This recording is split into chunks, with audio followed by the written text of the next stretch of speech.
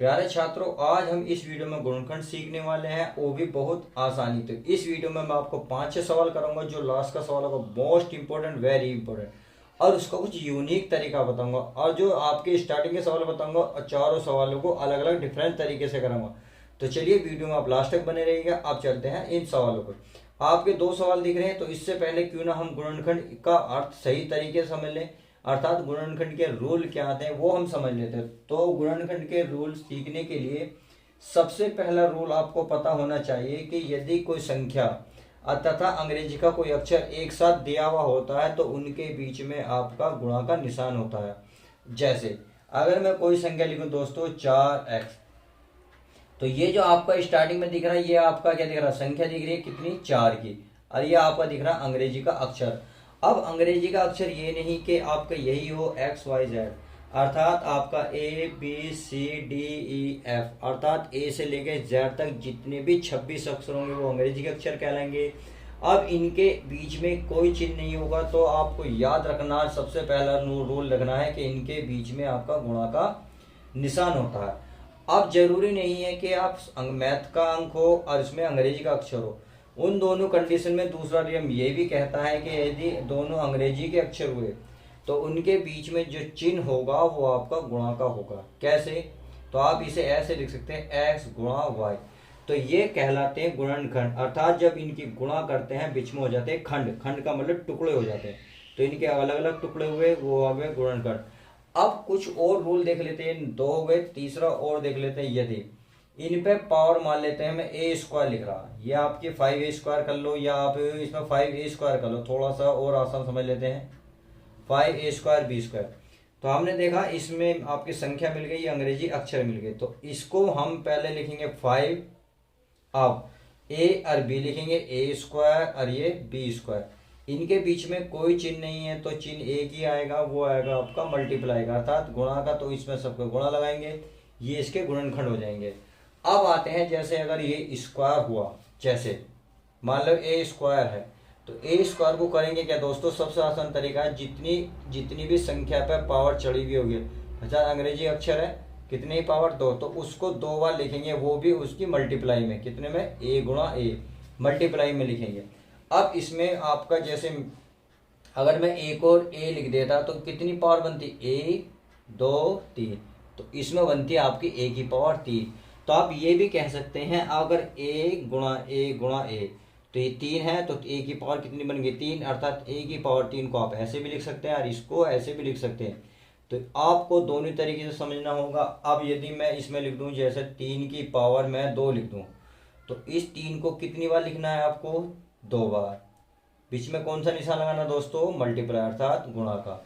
तो आपने प्रत्येक कंडीशन में देखा, यदि ए स्क्वायर होगा तो ए गुणा ए लिखना है, मैथ का होगा तो लिखना है, अगर दोनों मिक्स हुए तो आपको अलग अलग लिखने हैं। अब इसकी अगर ये पावर समझ गए होंगे तो आप ए स्क्वायर को आप क्लियर समझ जाएंगे। तो यहाँ तो 5 ऐसे ही रहेगा, ए स्क्वायर को लिख सकते हो ए गुणा ए, तो इसको लिख सकते हो ए गुणा ए, फिर गुणा बी है तो बी को लिखोगे बी गुणा बी। तो उम्मीद है इसके द्वारा आप जो है फैक्टर समझ गए होंगे। आप देखिए गुणनखंड कहते किसे हैं, गुणा, गुणा खंड, यानी कि जो खंड दिख रहे हैं उनके बीच में जो गुणा का निशान होता था उसे बोला जाता है गुणा खंड। तो आप स्पष्ट रूप से क्लियर हुआ होगा। तो चलिए अब हम सवाल की शुरुआत कर लेते हैं। 12xy, तो इसमें मैथ का अक्षर आएगा आपकी संख्या तथा अंग्रेजी अक्षर है xy, तो इनके बीच में एक चिन्ह किसका, गुणा का। अब 12 के गुणनखंड करने, तो आपको नहीं पता तो दोस्तों सबसे आसान तरीका यही है कि आप आसानी से ये वाला करें, 2 से भाग देंगे तो 2 से भाग देंगे, 2 छक्का 12। अब फिर आप 2 से भाग देंगे, 2 तिया 6, तो 3 ही कम 3। ये भाग जब तक देते हैं जब तक लास्ट में 1 प्राप्त ना हो जाए। जैसे ही 1 प्राप्त होगा तो जी जो संख्या आप कर रहे हो उसका गुणनखंड हो चुका। अब पहचान क्या है कि हमने सही करी है गलत। यदि मैं इन तीनों की आपस में गुणा करूं तो 12 आना चाहिए। देखिए 2 दूनी 4, 4 तिया 12, इसका मतलब हमारे गुणनखंड सही हैं। अब इसके स्थान पर क्या लिख सकता हूँ दोस्तों, 12 के स्थान पर 2 गुणा 3, तो मैं लिख सकता हूँ क्या, 2 गुणा 2 गुणा 3। भाई मैंने बताया था इसको ऐसे लिखना है और गुणा के रूप में लिखना है, जब भी बनेगा आपका गुणनखंड। अब बचा x, x अकेला तो अकेला ही लिखेंगे गुणा में x। अब और क्या बच रहा दोस्तों, y, y किस लिखेंगे, गुणा में कि लिखेंगे y। तो ये बन गया 12xy का गुणनखंड 2 गुणा 2 गुणा 3 गुणा x गुणा y। तो उम्मीद है आपको पहला सवाल समझ में आ गया होगा। अब चलिए नेक्स्ट सवाल देख लेते हैं। इसमें भी 12x² लिख रहा है y। तो 12 को क्या करना है दोस्तों, 12 को करना है आपको जिस रूप में मैंने करा है बिल्कुल सेम ऐसे भाग देना है। अर्थात आप लिखेंगे 2 गुणा 2 गुणा 3, क्योंकि 2 दूनी 4, 4 तिया 12। तो 12 जो आपकी संख्या थी उसके गुणनखंड हो चुके। अब बचा y। y की क्या बताया था, जितनी घात होंगी उसे इतनी बार लिखेंगे x गुणा x। घात 2 है तो मैंने 2 बार लिखा, वो भी गुणा के रूप में। अब बचा हमारा y, तो गुणा में आएगा, y की पावर 1 है तो y को लिखेंगे अब 1 बार। और यही आपका क्या हो जाएगा दोस्तों, आपका आंसर हो जाएगा। तो 2 सवाल तो आसान थे, बिल्कुल इजी थे, आपको आसान लगे भी होंगे। तो चलिए अब थोड़े से हार्ड सवाल ले लेते हैं। अब हार्ड सवाल मैं कैसे लेता हूँ, जैसे मैं एक कोई संख्या लिख लेता हूँ, वह कोई लिख लेता हूँ, जैसे मतलब 10x प्लस जैसे y लिख लेता हूँ, या आप कोई संख्या बताएं। चलिए मैं लिख लेता हूँ 10xy प्लस 2x²। यह हमारे पास एक संख्या है, तो इसके मैं गुणनखंड करना चाहता हूँ, तो किस रूप में करूँगा देखें। पहले संख्या को तोड़ेंगे। देखिए ये 2 पद हैं, जहाँ प्लस नजर आएगा उसके बाद में एक संख्या बनी, पूरा एक पद बना, और प्लस के बाद जो संख्या है आपको वो पूरा पद बना। अर्थात आप ये कह सकते हैं, देखिए अगर मैं ये ढक दूं तो आपको ये पहले जैसे ही नजर आएगा, 10xy है नहीं। अगर मैं इसे ढक दूं तो आपको लगभग ये वाला नजर आएगा। तो अब मैंने दोनों को ही मिला के हल किया है। तो चलिए शुरुआत करते हैं अब इसके बिल्कुल सेम ऐसे ही फैक्टर करेंगे। देखिए 10 के जिस तरीके से आपने इसके करे थे, 2 के करेंगे, 2 पंजे 10, फिर करेंगे 5 ही कम 5। तो हमें कहाँ तक करने, जब तक 1 ना आए। 1 आ चुका, अब चेक भी कर सकते हैं, 5 दूनी 10। तो अर्थात इस 10 के स्थान पर क्या लिख सकते हो, 2 गुणा 5। अब बच्चों दोस्तों बचा x अकेला सिंगल है तो अकेला लिखेंगे, गुणा y। तो ये हो चुका। अब जो प्लस है आप प्लस लिखेंगे, उसके बाद ये पूरा हल हो चुका, प्लस के बाद प्लस। अब इसकी बात करेंगे 2। तो 2 के तो देखिए न्यूनतम फैक्टर होने की नहीं है, 2 के बाद और कुछ होने के नहीं, 2 ही कम 2 ही होगा, क्योंकि आप ऐसे ही करोगे तो सीधा सीधा आप देख रहे 1 प्राप्त हो गया। तो कितनी बार फैक्टर हुआ, 1 बार, 2। अब बचा x की पावर 2 है तो सब कितनी बार लिखेंगे, x गुणा x। तो उम्मीद है इतना फैक्टर समझ में आ गया। अब देखिए कॉमन नाम शब्द आपने एक सुना होगा। कॉमन का मतलब होता है जो 2 पद दिए हुए थे, 2 पद, पहला पद तो ये रहा 5 गुणा 2 गुणा xy, तथा अगला पद है 2 गुणा x गुणा x। तो पहला पद और दूसरा पद। कॉमन का मतलब होता है इन दोनों में ऐसा अक्षर जो दोनों में मिल जाए। तो आप बड़े ध्यान से देखेंगे, देखिए 2 स्टार्टिंग में है और 2 इसका स्टार्टिंग में है, जो दोनों में है तो है।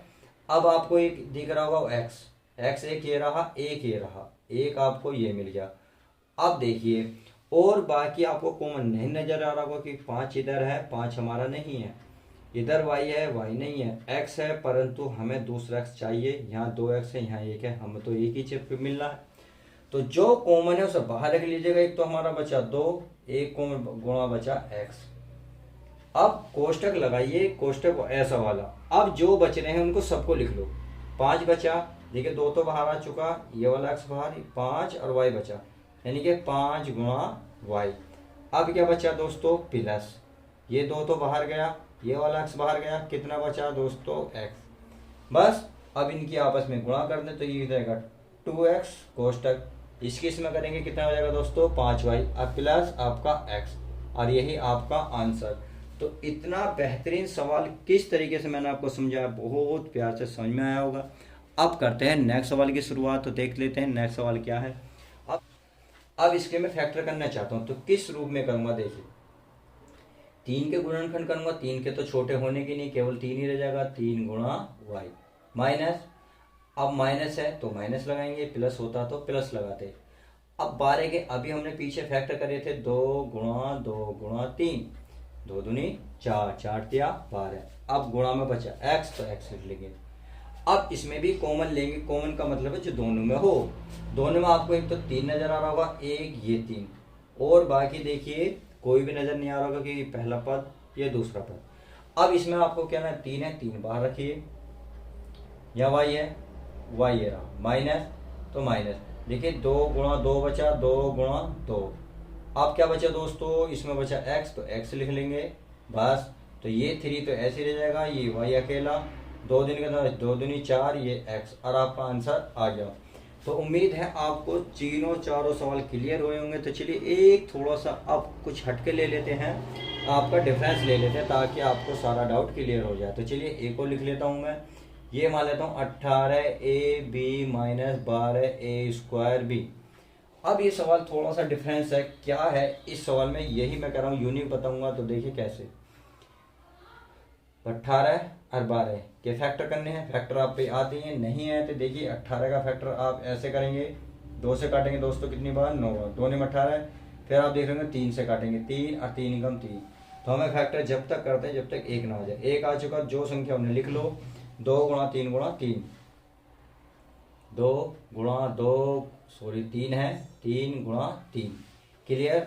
अब बचा गुणा में आपका a और गुणा में बचा दोस्तों b।